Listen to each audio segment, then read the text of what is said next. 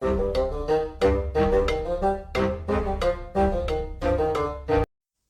and welcome back to the Critically Clueless. Today we are in Disciples Liberation and we are doing a guide for the Elven Alliance. I'm going to cover my favourite troops within this faction and why I would choose to use them over others. And if you enjoy Disciples Liberation content, why don't you hit that subscribe button as we are uploading more and more Disciples content each and every day. We also have an active Discord as well, so if you're looking for some PvP action, or maybe you just want to talk about the game or any other game, the link will be in the description within the video. Out of the 4 factions within the game, I would actually recommend the Elven Alliance be the one that you focus on at the beginning of your game. I tend to find they have very powerful early units within the game, and in fact you can get away with only building the Mana Tree and the Temple of Seasons to actually recruit every single member that I'm going to be talking about in this video. For me, within this game, it is all about attacking first, except for when it comes to bosses, obviously, because that's a whole nother different kettle of fish. But I want to attack first. I want to get this fight over and done with as quick as I can, because if I allow you to attack, there's a lot of things that you can do, to mess up my gameplay. Whereas if I can attack first, 9 times out of 10, I can actually finish the entire fight in the first round of combat. And to attack first, I need troops with high initiative. What that means is I will be higher up in the order of battle when I start my battle. So all the troops I'm going to talk about today, they have got high initiative compared to a lot of the other troops. Unfortunately, all the troops within the Stone Ring are kind of low initiative, therefore I won't be looking at any of those troops. So the first one we're going to be looking at is the Basic Scout. Only a tier 1, but with 120 initiative. The first ability it has is it fires an arrow. It has a range of 4, it costs you your attacking move, and it deals physical damage. The second one is that it summons arrows of pure ice energy, dealing primal damage, and inflicts chilled to a target that is below 50% health. And of course, chilled gives you -1 to movement and -15 to initiative. So if we don't manage to kill that unit this turn, we will slow them down. Now the Scout, in my opinion, with just using the Elven Alliance, is a prime candidate for a back line, because what he does on a back line is that he grants every ranged weapon the ability to inflict chilled on targets. Now we'll get back to that later as to why that's actually quite useful. Next up, we have the Leopard. Again, has the boosted 120 on initiative, and the first ability it has is Flurry of Claws. It deals physical damage and it strikes 4 times. If 3 of those strikes actually land, it inflicts bleed on the target as well, and you can use this twice. You can attack twice if you haven't moved. Ability number 2 isn't actually an attacking ability.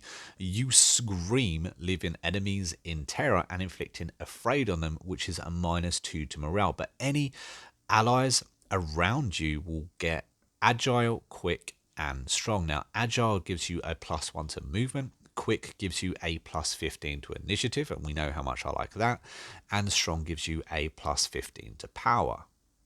Now the Leopard actually has a passive ability as well, and that's counterattack. So anytime that you are attacked, you will then attack them back, dealing physical damage, which is really useful, especially if you use this as the frontline infantry.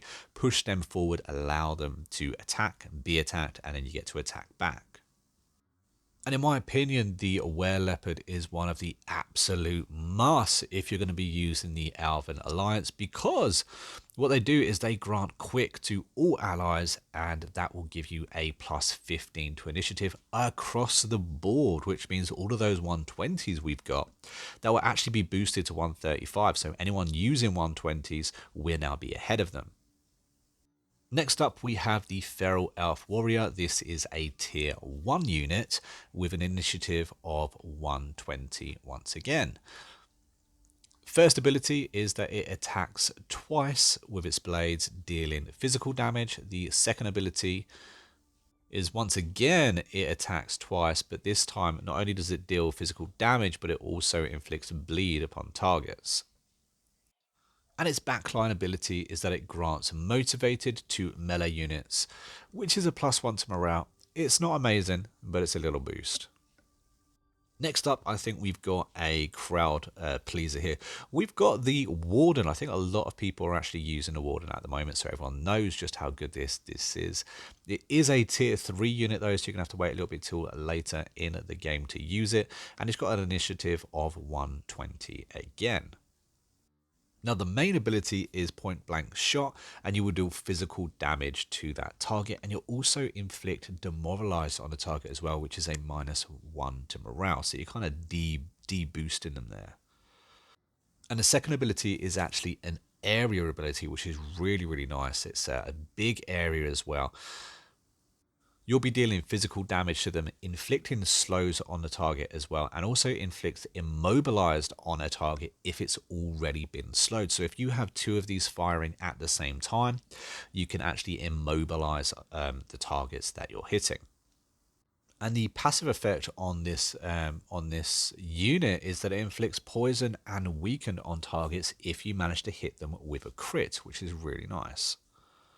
And if you choose to pop this on the back line, you will grant everyone a improved critical attack, which is quite nice as well, with a +15%. But if you can't quite get them yet, a tier 2 alternative to them would be the Feral Elf Sniper, which is 120 initiative once again, and the first ability is Fair Shot, dealing physical damage. And interestingly, the further away you actually attack the target, it being a range of 6, you actually deal more damage. The next ability is Crippling Shot, and you deal physical damage. It also inflicts immobilize on targets as well, meaning that they cannot move. And the special or the passive ability is actually really interesting. If the target that you are attacking is already slowed, chilled, immobilized, or paralyzed, you always do a crit, this is why I said about putting the scout on the back line. And my favorite unit in the Elven Alliance has to be the Feral Elf Assassin. This guy has 150 initiative. It's absolutely massive. It's by far the fastest unit in the Elven Alliance with 150 initiative, and that's going to mean that you're going to be going first, which is quite nice. And this is only a tier 3 unit as well. Normally the higher 150s are resigned to be in tier 4, but this is actually a tier 3. So the first ability we have is Snake Strike, which deals physical damage and also inflicts poison upon the target. And of course, if you don't move, it does mean you get to use this ability twice. The second ability is Shadow Blades, and this is actually a ranged attack, which is quite nice to have. You deal unholy damage and also inflict bleed and afraid upon the target, and afraid is a -2 to morale. And when it comes to the passive ability, you have Assassinate, which means if you don't actually use your gold AP, if you don't attack for one turn, the next use of his ability deals massive damage. And if you did use him on the back line, he puts both melee and ranged units and imbues them with venom, which inflicts poison on a target if they are below 75 health. And lastly, just because we didn't cover a tier 4 unit, out of the tier 4 units, I would pick the Black Dragon. Now, it only has an initiative of 100, and because of that, I would probably use its backline ability as opposed to using it on the field.